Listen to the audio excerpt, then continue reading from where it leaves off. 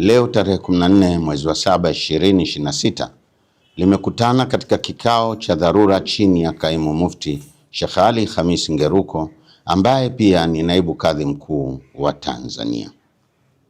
Katika kikao hicho, Baraza la Ulama limeazimia kuwasimamisha mashekhe wa mikoa mitatu kutokana na mienendo yao inayokiuka misingi ya kiuongozi ya baraza.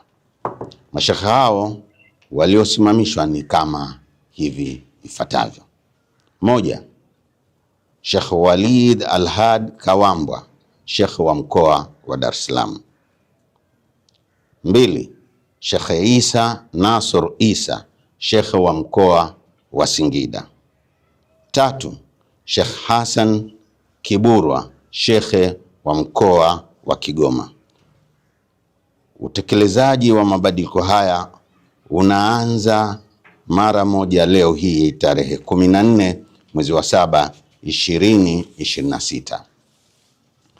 Aidha, Mheshimiwa Mufti na Sheikh Mkuu wa Tanzania Sheikh Dr. Abubakar Zuberi Mbwana amewakaimisha mashekhe wafuatao kushika nyadhifa hizo kama ifuatavyo: Sheikh Abbas Ramadhani Abbas, mjumbe wa Baraza la Mashekhe mkoa wa Dar es Salaam, amekaimishwa kuwa kaimu shekhe wa mkoa wa Dar es Salaam. Mbili, Sheikh Isa Ramadhan Simba, Sheikh wa wilaya ya Singida mjini, kuwa kaimu shekhe wa mkoa wa Singida.